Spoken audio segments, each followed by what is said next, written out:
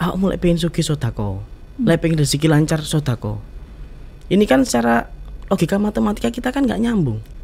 Karena gini, semua hal bisa dipelajari kok. Semua hal bisa dipelajari.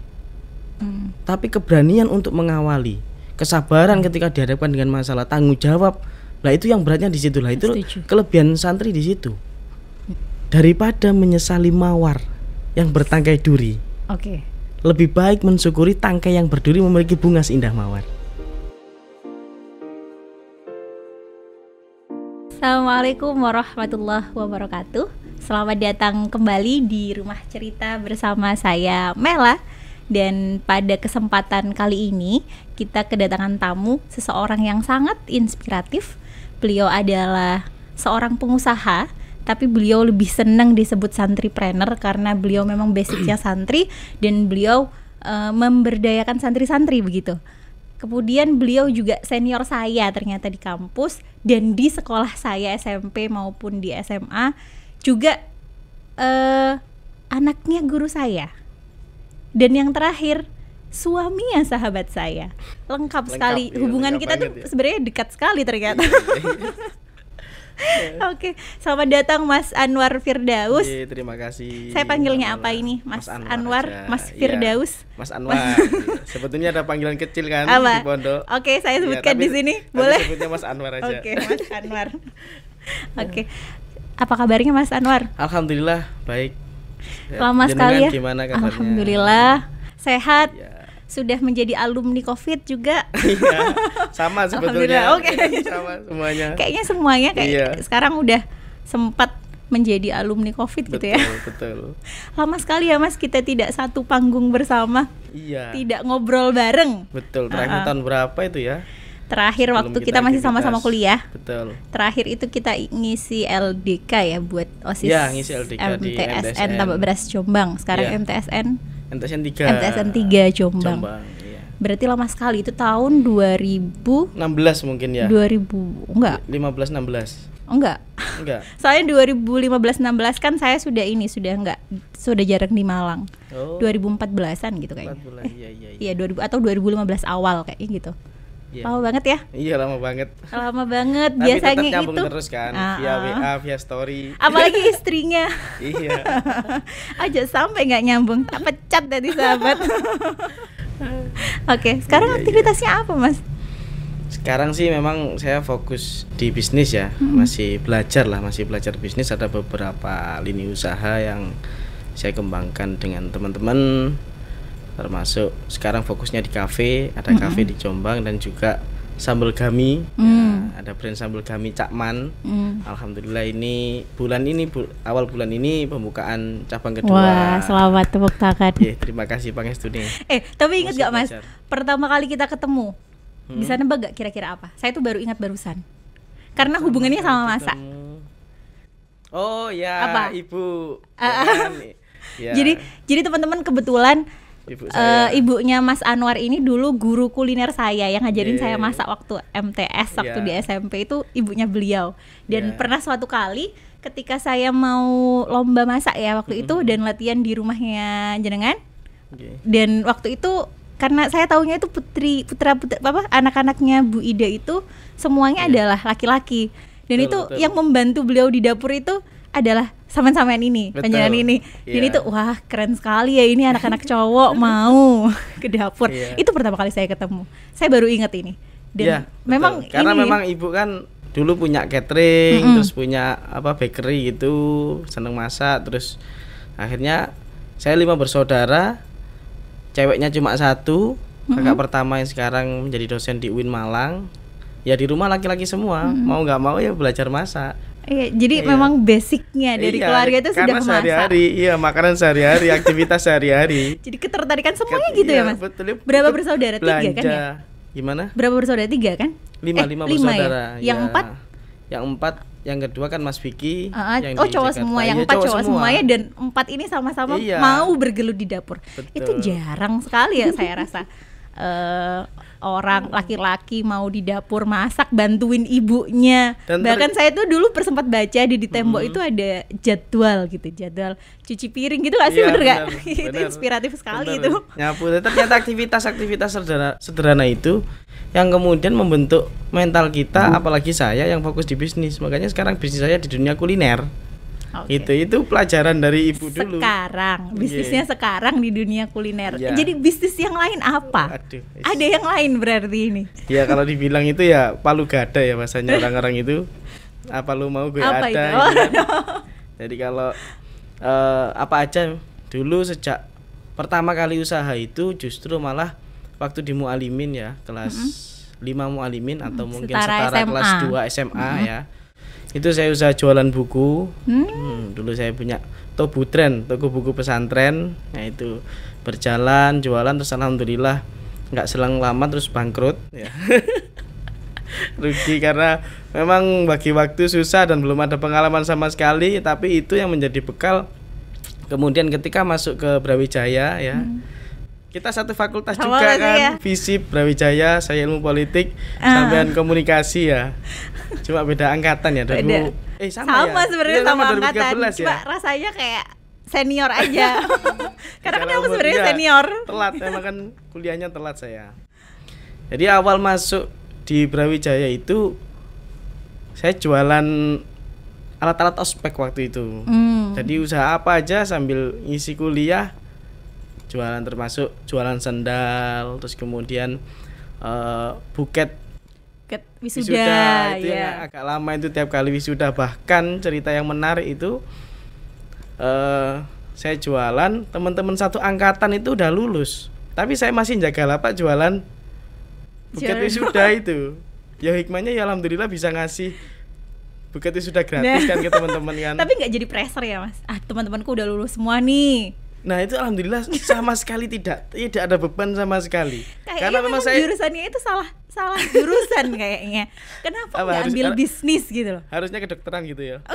Tambah gak nyambung. Boleh kedokteran hewan.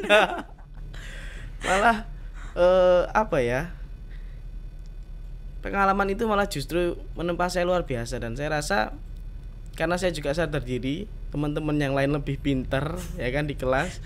Saya baca buku juga gak paham, di ngomongin gak paham, bahasa Inggris juga gak paham dan saya menikmati banget. Kayak di dunia gitu, usaha itu emang menikmati banget. Ini salah jurusan mas, harusnya itu Gitu jurusannya administrasi bisnis atau memang bisnis, karena ambil politik gitu loh. Iya, ambil politik. Jadi kayak bukan nggak pinter sebenarnya, malas ngurusi politik ngono ya, gue sekalian politik kan. Iya. Ya. Susah kalau daftar di ekonomi bisnis mungkin nilai saya nggak masuk. Tapi yang menarik itu, teman-teman, Mas Anwar ini beliau itu belum lulus. Teman-temannya sudah lulus, tapi beliau ini sudah diundang untuk menjadi pembicara bisnis di universitas tempat beliau mencari ilmu. Iya. Itu menarik sekali. Iya, Ya apa terus memperkenalkan sebagai apa? Saya alumnus atau saya saya masih mahasiswa loh, tapi saya sudah sukses berkarir nih gitu. Ya, sekarang yang saya kampanyekan tentang diri saya itu saya lulus tepat waktu. Saya masuk 2013, lulus 2021.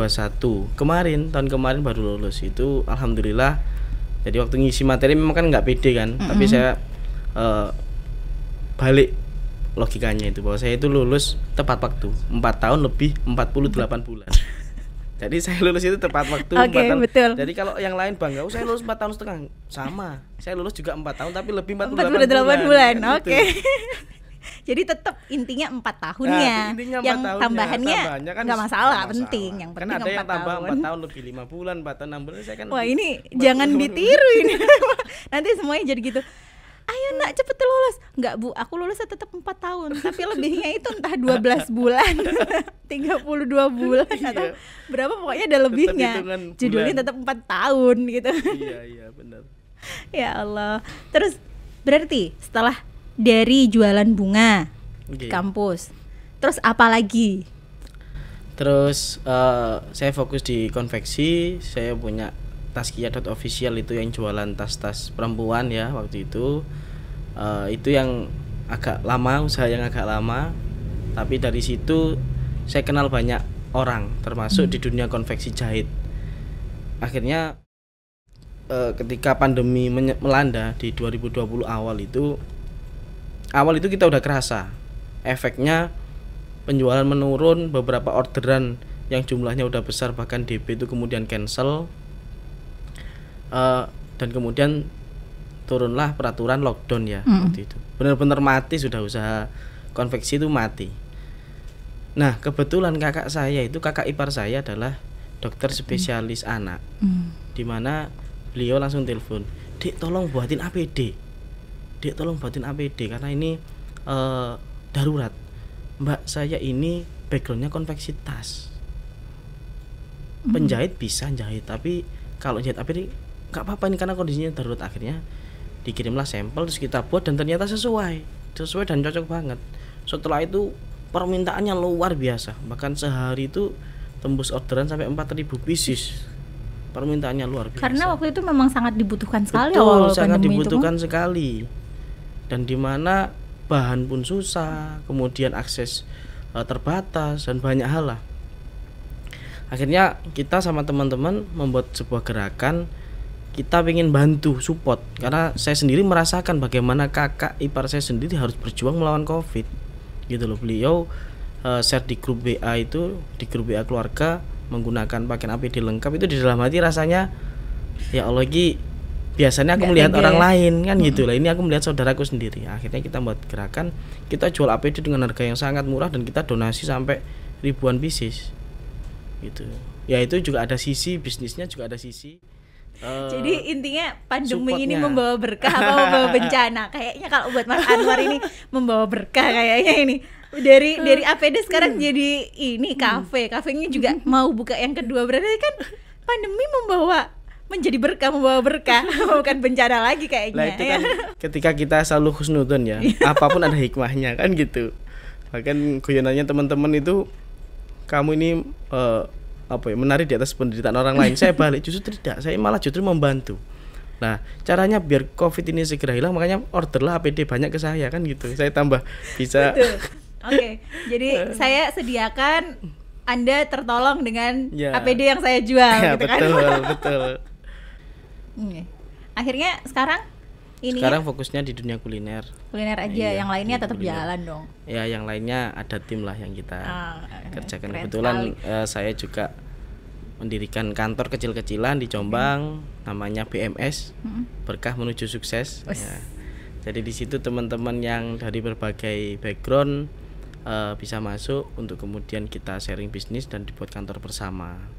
Ada digital agency juga ada, kemudian develop aplikasi juga ada. Banyak sekali sekarang ini. Hire aku jadi karyawan dong. Ampun, kebalik ini gitunya, saya yang daftarkin jenengan ini. Aduh. Kenapa kok menuju sukses? Kenapa nggak langsung sukses gitu aja? Kalau menuju kapan sampainya gitu ya? Memang semua ini proses ya. Bahkan ketika makna sukses itu sendiri terjemahannya terlalu multitafsir. Apakah saya ini udah sukses ataukah belum? Bagaimana cara menuju sukses? Saya rasa itu hanya sebuah sebutan saja, tapi bukan benar-benar makna keseharian yang terjadi ya. Jadi kalau dibilang pengusaha, saya sendiri pun belum pantas dibilang pengusaha, tapi saya ingin selalu belajar dan juga ingin berusaha kan gitu. Dan background sebagai santri ternyata menjadi support yang luar biasa. Makanya banyak santri-santri, alumni-alumni yang dulu juga backgroundnya mondok dan sekarang menjadi pengusaha-pengusaha sukses. Ternyata banyak sekali. Ternyata luar biasa, karena dasar dari pengusaha adalah soal integritas ya. Integritas karakter itu sudah dididik sejak di pondok kan, makanan sehari-hari, aktivitas sehari-hari seorang santri. Makanya saya sendiri walaupun tak jurusannya politik, kemudian dulu backgroundnya full di pondok yang 80% adalah pendidikan agama ya kan, kitab kuning, fa'al yaf'ulu fa'lan kan. Tapi ternyata skill itu hal yang sangat mudah untuk dipelajari, tapi karakter dasar seseorang ini harus dibentuk.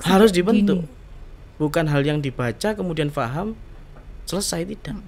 Tapi harus diimplementasikan ke dalam aktivitas sehari-hari, selalu ada perbaikan, selalu ada upgrading terus.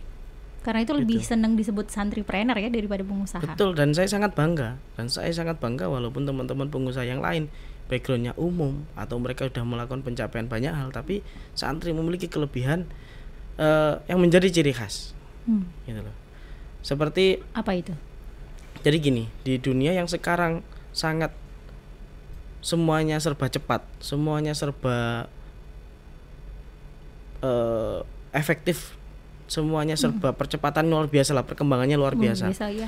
Kita dituntut untuk menyeimbangkan dua karakter. Yang pertama adalah karakter kinerja. Yang kedua adalah karakter moral. Nah, karakter kinerja ini berkaitan dengan apa aja? Berkaitan dengan etos kerja, inovasi, kreativitas, skill, terus kemudian hal-hal yang berkaitan dengan pekerjaan lah ya, karakter kinerja. Tapi di sisi lain ada karakter moral. Yang ini juga menjadi support yang paling penting, berkaitan dengan akhlak, integritas, loyalitas, kemudian kejujuran, keikhlasan, kesabaran, itu kan karakter moral. Dua hal ini harus berjalan beriringan di tengah kondisi percepatan dunia yang seperti ini. Kita nggak bisa bekerja dengan orang yang karakter kinerjanya bagus tapi karakter moralnya jelek. Iya. Contohnya orang yang kerja keras, inovatif, tapi dia culas. Iya.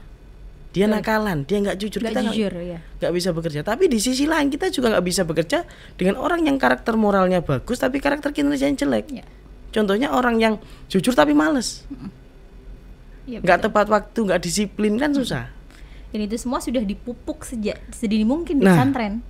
Itu semua dua hal itu dididik. Kenapa? Karakter kinerjanya dibangun dari kedisiplinan. Bayangkan kita sebelum subuh udah dibangunkan untuk sholat malam, kemudian sampai subuh, kemudian sekolah, sampai tidur, sampai bangun lagi, semuanya aktivitas, full semuanya aktivitas baik karakter kinerja maupun karakter moral.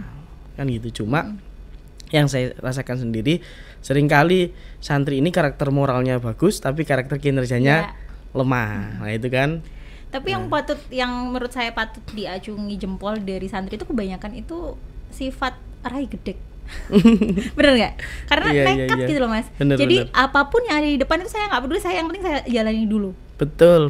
Entah dia punya etos kerja yang bagus atau tidak, tapi yang penting saya jalani dulu gitu. Betul. Ya karena itulah tadi itu juga ada dua sisi akhirnya, jadi sisi positif dan sisi negatifnya. Dia positifnya nanti dia sudah, yang penting dia bisa jalan, nggak kakean mikir.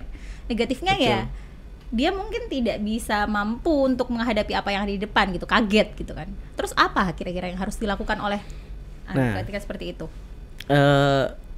Itu saya rasakan sendiri ya, bahwa saya mengawali usaha, background orang tua juga di pendidikan, ngajar, kemudian kakak-kakak saya semua juga ada di pendidikan. Saya yang mencoba untuk di dunia bisnis ya, dan itu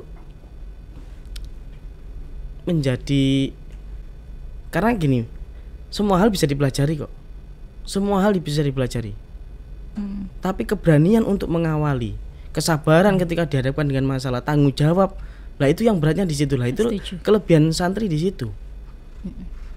Benar kata sampean tadi bahwa yang penting budal sih, yang penting budal sih. Benar. Walaupun nanti ketika dalam perjalanannya ada hal yang kurang tepat, diperbaiki, gitu saja. Simpelnya seperti itu. Saya nggak bisa ada paham materi bisnis tentang marketing, tentang ini. Saya juga nggak paham sama sekali. Tapi alhamdulillah sambil jalan dipelajari, ternyata semuanya juga simple, mudah, nggak semenakutkan yang kita khawatirkan. Gitu loh. Mungkin nggak sih mas, semua itu kayak privilege-nya santri itu karena kita ada koneksi, paham nggak? Karena teman kita kan tidak dari satu lingkungan, tidak dari basic semuanya sama, basic keluarganya sama, tidak semuanya. Jadi kan mereka mungkin ada yang ini, jadi itu. Akhirnya kita ada koneksinya ke sana. Kita mau ini, kita punya teman nih di sana. Mau ke sana, kita punya teman di sana kan gitu. Akhirnya kan membentuk sebuah koneksi itu kan jadi privilege sendiri sebenarnya buat santri. Kayak saya lihat misalkan sampean ini, saya sering lihat postingannya silaturahim ke sini, itu kan membuka peluang kan. Iya, semuanya mengakui bahwa bisnis yang paling penting adalah juga relasi, karena relasi itu yang kemudian menjadi support system kan gitu, yang akan mengembangkan bisnis kita. Nah, simpelnya soal relasi adalah ilmu silaturahmi yang di pondok itu juga makanan sehari-hari. Makanya ketika saya sudah mulai bisa menata puzzle ya kan, bahasanya kalau puzzle ini gimana, pertama bingung bahwa iki aku lek nangoni dunia usaha kok koyo kedonyan kan gitu, karena bahas dunia ternyata hal yang duniawi malah justru bisa mengantarkan kita ke hal yang ukhrawi. Ya kan? Bagaimana kita bisa berdakwah kalau nggak ada uangnya? Nggak ada uangnya kan gitu. Tapi bagaimana ketika pengusaha-pengusaha sukses, santri-santri yang udah sukses, malah dia justru bisa memberdayakan umat, bisa memberdayakan masyarakat, bisa membuka banyak lapangan pekerjaan. Nah itu kan juga bagian dari dakwah. Jadi memang berkaitan dengan relasi dan silaturahmi itu, yes, ilmu bisnis yang kemudian di pondok juga sudah diterapkan. Cuma memang objeknya yang berbeda, kan gitu. Tapi kan santri-santri yang lain kan juga banyak Mas, yang apa, pengusaha gitu kan. Apa, dan bahkan sekarang tuh kan ada organisasi untuk himpunan santri. Ya, himpunan pengusaha santri, himpunan pengusaha santri itu kan juga apa ya, privilege menurut saya buat santri-santri yang mau berusaha sekarang. Tidak harus kamu sudah tidak ada lagi alasan sebenarnya untuk saya takut nih karena saya nggak punya relasi, sebenarnya kan nggak gitu. Iya, betul banget. Dan memang hadirnya HIPSI juga saya rasa menjadi wadah bagi teman-teman santri yang mau mengawali usaha kemudian bingung apa yang harus dilakukan, kan gitu, bagaimana step awalnya, arahnya bagaimana. Karena belajar itu, kalau belajar di dunia bisnis itu, karena kita kan pasti mengalami fase trial and error ya. Ketika tanpa ilmu dan juga yang didampingi dengan ilmu kan sangat berbeda. Oke, banyak pengusaha yang berangkatnya otodidak, tapi mereka butuh banyak waktu. Tapi ketika dia punya potensi dan didampingi dengan support system yang bagus, dengan ilmu yang bagus dan juga arahan mentoring dari pengusaha yang sudah sukses, maka akan ada percepatan yang luar biasa. Tapi kan ada satu lagi hal yang krusial, modal. Nah, keberanian ada, relasi ada, kemampuan ada, modal nggak ada. Oke, gini, soal modal gini, ini sering kali teman-teman juga sambatan ya kan, karena saya di kantor juga sering nemui tamu, anak-anak siapapun saya terbuka. Mereka selalu menanyakan soal modal ketika awal, malah justru ketika mereka berangkatnya hanya soal modal, skillnya nggak ada, sudah bisa dipastikan bahwa skillnya sangat minim. Karena modal terbesar adalah skill, modal yang terbesar adalah apa yang ada pada diri kita. Contoh sederhananya seperti ini. Ada waktu itu junior saya datang, kemudian dia bercerita punya ide gambaran tentang bisnis banyak hal, kendalanya di modal. Padahal dia belum melakukan apapun, belum melangkah apapun, tapi udah bingung di modal. Dia bilang modalnya 10 juta, kan gitu. Oke, sama permasalahan bisnis sama misalkan ada di modal. Sekarang saya sama tak kasih uang 100 juta. Bisa nggak Samen menjalankan? Kebanyakan. Saya butuhnya cuma 10 juta. Loh, kok aneh Samen? Ketika permasalahan Samen modal, ketika modal itu malah justru lebih banyak, maka lebih bagus toh? Harusnya gitu. Harusnya seperti itu. Yang menjadi permasalahan utama adalah Samen nggak punya skill, sehingga Samen menutupi skill itu kemudian dengan modal. Andai misalkan Samen pengen buka apa? Samen pengen buka usaha warung, ya kan? Ketika tempatnya harus sewa dan Samen punya temen yang ada tempat kosong nggak harus sewa, atau sewanya bisa dibayar belakang, apakah itu tanpa modal? Iya. Ya kan, tanpa modal. Kemudian ada gerobak, mungkin ada gerobaknya saudara, gerobaknya teman yang bisa dipinjam dan seterusnya. Bahkan simpelnya ketika kita mau melakukan sesuatu, Samen datang ke saya, ini loh saya punya jualan tas, Samen dodolono, gowo dhisik gak apa-apa, aku percaya nang sampean, aku yang ngerti omahe sampean. Itu kan juga tanpa modal toh. Nah tapi ketika hanya fokusnya pada modal, malah banyak hal nanti skill dia yang akan tertutupi, kan gitu, termasuk teman dan seterusnya. Maka salah satu skill terbesar adalah bagaimana kita membentuk relasi sehingga bisnis kita juga disupport. Banyak orang-orang yang awali usaha itu tanpa modal atau modal seadanya. Yang penting jalan dulu, modal kepercayaan. Katakanlah kalau konsep sekarang ada reseller, ada dropshipper, itu kan usaha tanpa modal sebetulnya. Nggak bisa Mas. Itu tetap modal. Tetap modal. So, saya awal usaha tas itu tanpa modal loh. Reseller saya jualan foto. Oh gitu. Jualan foto produk, nanti ada yang order baru saya ambilkan. Tapi kan untuk share-nya pakai kuota. Ya modal kan tergantung. Ya kan, iya. modal juga kan. Betul kan, tergantung konsep bisnisnya kan. Enggak semuanya reseller bermodal. Kan gitu. Asalkan pokoknya mau gerak, mau gerak, mau melangkah, itu udah masalahnya ketemu. Nanti kan sambil jalan ketika dia dilihat bagus, dia dilihat berkembang, pasti banyak orang yang mau modali, pasti banyak orang yang mau support. Itu kan masalahnya gitu. Kan masalahnya untuk generasi saat ini, termasuk saya juga, itu kan masalahnya itu ada di gengsi. Nah, itu yang jadi masalah. Gengsi itu sepertinya hambatan terbesar dan semua orang menyadari, tapi tidak semua orang mau sadar. Nah, itu. Iya benar-benar. Ya kan? Banyak orang menyadari tapi tidak mau sadar. Menyadari tapi nggak sadar diri ini. Tidak mau sadar. Bukan mau sadar. Kalau sadar diri dia sudah sadar, tapi dia tidak mau sadar kalau gengsi itu harus dinomorduakan gitu kan. Iya kan? Iya. Ya akhirnya kan itu yang menjadi menutupi, dia harus mengawali usaha pakai modal dulu agar aku gengsi rek usaha melok uang, aku pengen berdiri sendiri. Kayak saya usaha sandal itu juga tanpa modal, saya dapat hutangan, saya dapat kepercayaan. Ada lagi. Enggak, apa lagi sebenarnya apa saja sekarang usahanya? Saya Mas Anwar ini apa saja sekarang? Saya sih serabutan. Dasarnya itu serabutan yang penting cuan. Iya, sembarang kali pokoknya cuan. Habis ini nih nunggu tawaran dari jenengan apa ini saya bisa. Saya yang butuh tawaran sebagai pengacara, pengangguran banyak acara. Apa aja sih sebenarnya Mas sekarang? Ya kalau yang fokus itu, cuma kemarin sempat juga diajak teman juga main suplai jagung juga. Jadi kita berapa hari di NTT itu survei jagung, kemudian ambil dari NTT. Jagungnya diambil dari NTT. Iya. Bukan dikirim ke NTT. Bukan, di sana malah murah-murah kan gitu. Hasil buminya murah-murah.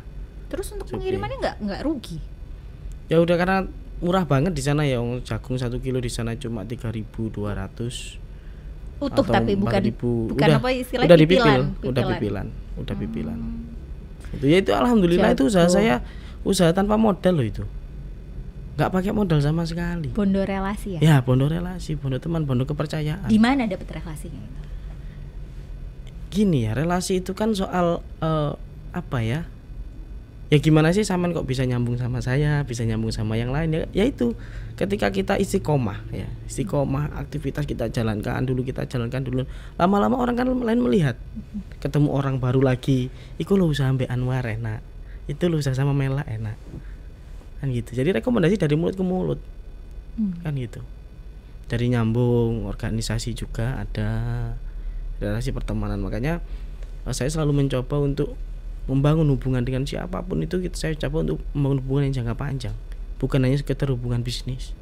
Karena di tengah berjalannya waktu kita nggak tahu. Kayak dulu teman-teman yang kelihatannya turun di pondok ya kan, ternyata saiki nek sing dadi macam-macam. Iya. Kita nggak pernah tahu masa depannya orang itu seperti apa. Saya juga nggak tahu kalau jenengan akan jadi suami sahabat saya kan, nggak ada yang tahu. Maksudnya takdir itu kan semua rahasia ilahi gitu ya. Betul. Makanya itu kan juga kita diajarkan untuk berhubungan dengan siapapun dengan dasar ikhlas. Itu yang berat ternyata. Ikhlas itu bisa dikonversikan jadi uang. Loh, iya benar. Ikhlas kan akhirnya hubungan panjang, akhirnya dapat rezeki, dapat ilmu dan seterusnya, dapat relasi teman, diajak kerja bareng. Gitu. Dan sebenarnya kan juga sudah diajarkan sama Rasulullah kan, silaturahmi itu memperpanjang usia, memperlancar rezeki kan gitu. Betul. Jadi itu benar-benar terjadi di Mas Anwar. Iya, dari silaturahmi itu saya rasakan banyak hal-hal yang kemudian sangat relevan, sangat nyambung. Contoh sederhana. Ini nggak runtut yang ngomongnya, ngarang tulis. Namanya juga rumah cerita. Kita pernah cerita. Kalau cerita kan nggak ada alurnya, yang ngalor, yang ngidul, yang ngulan, yang ngetan, pokoknya cerita aja gitu. Yang penting semoga semua yang kita ceritakan ini bisa membawa manfaat buat teman-teman semuanya. Betul. Jadi gini, ini agak menarik ya. Mungkin nanti bisa di highlight buat pembukaan video awalnya. Enggak, karena ini benar-benar saya merasakan sendiri dan saya pegang ini sepenuhnya, dan ini menjadi prinsip hidup saya saat ini. Dulu ketika di pondok, yai selalu bilang, selalu dawuh, aku mulai pengen sugih sodako, mulai pengen rezeki lancar sodako. Ini kan secara logika matematika kita kan nggak nyambung. Sodako itu kita keluar uang, ya kan?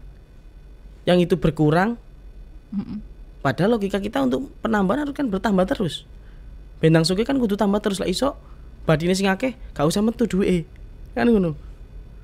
Tapi ternyata dari sedekah itu dampaknya luar biasa. Dan ada logika matematikanya. Jadi gini. Ketika mindset kita hanya soal tambah dan kurang, maka tambah dan kurang itu prosesnya lama dan jumlahnya lebih sedikit. Oke. Coba logika kita ya. 1 tambah 1 berapa? 2. 2 tambah 2 4. 4 tambah 4 8. 8 tambah 8 16. 16 tambah 16 32. Kok dibadek ya? Enggak. Matematika, ujian matematika terendek iki. 32 tambah 32 64 ya kan. Ini ada 6 tahapan loh. Ada 6 tahapan prosesnya kalau logika kita hanya soal tambah dan kurang. Tapi ada logika lain yang hitungannya jauh lebih cepat dan lebih banyak. Yakni logika kali. 2 kali 2 4 kali 4 16 kali 16 udah susah dihitung. 2 tahapan saja udah susah dihitung kan? Iya. Tapi perlu diingat bahwa kali ini punya penyeimbang namanya bagi. Oke. Maka semakin banyak kita berbagi, semakin berkali lipat semua itu akan kembali. Asik. Ini ilmu matematika. Iya, ya kan? Iya, ilmu iya. matematika dan ilmu pasti. Dan itu benar-benar saya rasakan. Berbagi dalam bentuk apapun. Kalau ada uang kita berbagi uang, kalau ada ilmu kita berbagi ilmu, kalau ada waktu kita berbagi waktu. Dan itu bukan menjadi hal yang berat yang saya rasakan saat ini. Karena itu sudah kebiasaan sejak zaman santri dulu. Awalnya kan saya juga bertanya-tanya, kenapa saya harus sedekah? Apakah hanya sekedar tuntunan Al-Quran dan hadis? Tapi ternyata secara matematisnya ketemu dan ini pasti. Dan saya rasakan bagaimana teman-teman pengusaha, ngapunten bukan merendahkan, bagaimana teman-teman pengusaha yang hanya fokus mencari materi, hidupnya gersang. Benar pemasukannya banyak, tapi ya cepet enteke. Dan di luar dugaan teman saya yang luar biasa waktu itu, waktu saya masih ngawali usaha, dia udah sukses dan berbalik 360 derajat. Berarti usaha yang untuk kita mendapatkan uang masuk dengan uang yang kita keluarkan harus seimbang gitu dong. Ya, atau harus lebih banyak keluarnya untuk agar lebih banyak. Betul, artinya seperti itu. Kita nggak usah mengkhawatirkan seberapapun uang yang masuk atau seberapapun hal positif yang masuk. Yang kita fokuskan malah justru apa yang kita keluarkan, apa yang kita beri manfaat bagi orang lain, kan gitu. Tapi kan orang yang melihat kayak orang-orang yang melihat, katakan saya netizen julid gitu kan, melihat waduh Mas Anwar kira sing ditolak duwe ae gitu kan. Kapan urusan akhiratnya? Iya. Kan gitu kan? Betul. Terus ya ada nggak orang yang gitu? Banyak, dan itu juga kegalauan saya. Apakah jadi pressure ya? Iya, awal-awal dulu ketika apakah saya harus fokus di dunia pendidikan agama. Ternyata yaitu dakwah itu multidimensi. Dakwah itu multidimensi. Ada yang dakwahnya lewat pengajian kiai-kiai, lewat pendidikan agama, lewat sosial, kemudian lewat pekerjaannya. Ya termasuk di dunia bisnis pun juga ada dakwah. Bahkan salah satu guru saya menjadi panutan saya ya, itu Kiai Haji Fathul Huda. Beliau juga alumni Tambak Beras, sahabat almarhum abah saya. Beliau menjadi bupati 2 periode Tuban ya. Beliau backgroundnya kiai iya, pengusaha iya, pemimpin juga iya. Ini saya rasa ini santri yang multi talent ya, luar biasa sosok beliau. Nah, itu bagaimana beliau menyeimbangkan dunia urusan duniawi dan urusan ukhrawi. Ya kan, malah justru ketika kita serius dalam pekerjaan kita niatkan untuk membantu orang lain, ya kan, ya itu akan menjadi pahala kan. Dan termasuk di beberapa usaha saya sudah berinteraksi dengan beberapa orang. Apalagi waktu di dunia konveksi produksi APD itu ratusan orang yang bekerja menjahitkan APD untuk produksi saya. Nah, dia ada berapa keluarga di rumahnya. Ya alhamdulillah kita menjadi jalan rezeki untuk mereka. Apakah itu juga bukan urusan ukhrawi? Iya. Kan gitu. Tapi kan orang lihatnya kan dari apa yang terlihat di mata. Betul. Lah itu memang kehidupan ini saya rasa soal mindset. Bagaimana kita menyikapi, bagaimana sudut pandang kita terhadap objek. Iya. Nah itu yang benar-benar akhirnya merubah saya, bahwa yang harus saya kuatkan adalah soal mindset, soal mental. Termasuk satu hal ini logika sederhana tapi dalam banget. Objeknya sama, tapi ketika kita melihat dari sudut pandang yang berbeda, maka akan ada perbedaan yang luar biasa. Oke. Logikanya seperti ini, Mbak. Daripada menyesali mawar yang bertangkai duri, lebih baik mensyukuri tangkai yang berduri memiliki bunga seindah mawar. Aduh. Ini kan sama-sama mawarnya toh. Iya. Kita sama-sama melihat ada mawar.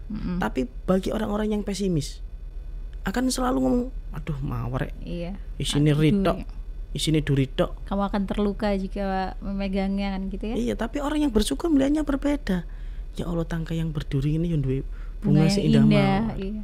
Kan intinya gitu. kayak kalau orang suka ya yang dilihat akan hal positif dan indah, yang indah-indahnya. Tapi yang nggak suka walaupun disuguhi emas tetap yang dilihat adalah hal buruknya, tidak ada indah-indahnya gitu kan. Nah itu kan kalau di dunia pesantren kan ilmu husnudon. Nah ya kan, husnudon, positive thinking. Akhirnya kita mau aktivitas apapun yo enteng. Oke. Iya benar. Cara wong Jawa nek bahasa blai selamat. Wis kena tabrakan, brek terus alhamdulillah selamat. Masih harus berpikir positif. Di dunia usaha kan juga seperti itu. Aku pernah rugi berapa kali, aku pernah ditipu orang berapa kali. Kalau aku hanya berfokus pada permasalahan itu, aku udah nggak mau di dunia bisnis, udah nyerah. Waduh, rugi dok nang dunia bisnis. Berarti kan gitu. Kerugian terbesar selama ini apa, Mas? Yang pernah dijalani ketika menjalani bisnis apa? Menurut Mas Anwar, kerugian terbesar bagi Mas Anwar itu apa? Lah karena logika saya bangun sejak awal gitu ya, makanya bagi saya nggak ada hal yang rugi. Semuanya adalah pembelajaran, dan itu membentuk mental saya untuk sekuat ini sekarang gitu loh. Jadi udah biasa, rugi apapun wis biasa, wis dianggap sedekah lah. Wis dianggap inilah. Tapi pasti kalau kerugian terbesar dikecewakan orang juga. Pasti waktu itu sebelum saya nikah saya udah punya tanggungan yang lumayan besar, tanggungan hutang yang lumayan besar dari usaha yang gagal itu. Pernah ini nggak Mas, karena dicurangi orang itu akhirnya timbul trust issue gitu. Jadi maksudnya kayak sama orang itu kayak ragu, takut untuk percaya lagi ke orang. Pernah fase itu terjadi. Akhirnya saya sangat berhati-hati banget, malah yang muncul kehati-hatian yang berlebihan, timbulnya kesuudon. Aduh, kok aku kerja sama iki apa ya? Tapi ketika itu saya bangun terus, akhirnya saya sendiri yang capek, saya sendiri yang lelah. Akhirnya banyak kesempatan, banyak momen yang terlewatkan. Ya sudah, karena lelah itu nggak ada pilihan lain kecuali kita husnudon. Tapi kan lelah itu juga manusiawi. Iya, manusiawi. Ya kan, manusia itu juga boleh kok lelah, nggak harus selamanya semangat, nggak harus selamanya berhusnuzon kan, boleh kok sesekali. Betul. Gitu kan. Lelah boleh, tapi jangan nyerah. Kalau saya tuh pernah dulu baca gini. Kamu boleh menyerah tapi tidak sekarang. Oh iya. Kapan ya? Pokoknya tidak sekarang. Sampai nanti, akhir. Nanti tidak sekarang. Sampai akhir hayat bilangnya gitu ya. Jangan sekarang ya. Tidak sekarang. Oke, terus. Iya. Alhamdulillah ya, sekarang sudah stabil ya. Iya, kita merasakan itu. Ya wes, lebih baik kita husnuzon dengan siapapun. Kalaupun kita dicurangi lagi, itu urusan dia sendiri, nggak perlu kita yang balas. Kehidupan ini kan udah bener-bener sempurna.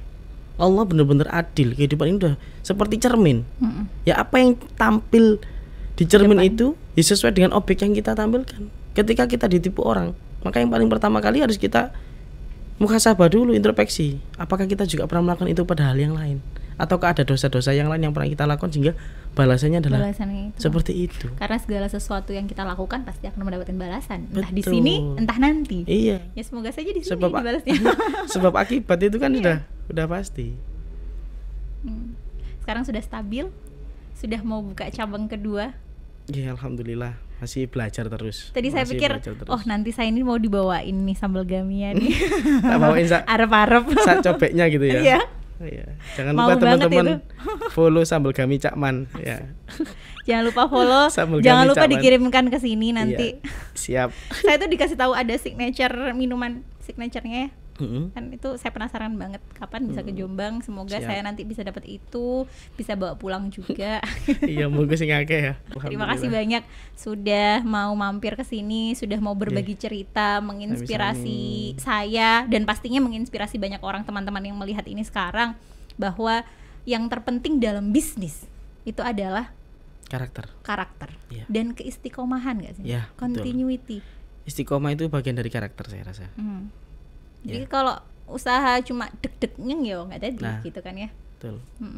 Semoga semuanya yang melihat juga bisa mengambil hikmahnya, mengambil pelajarannya dari apa yang diceritakan sama Mas Anwar hari ini, dan semoga usahanya semakin lancar. Amin. Semoga saya juga bisa di-hire jadi apa gitu nanti di perusahaannya. Langsung saya hire jadi investor ya untuk cabang Pasuruan. Saya sudah tidak domisili Pasuruan kebetulan. Oh gitu. Iya.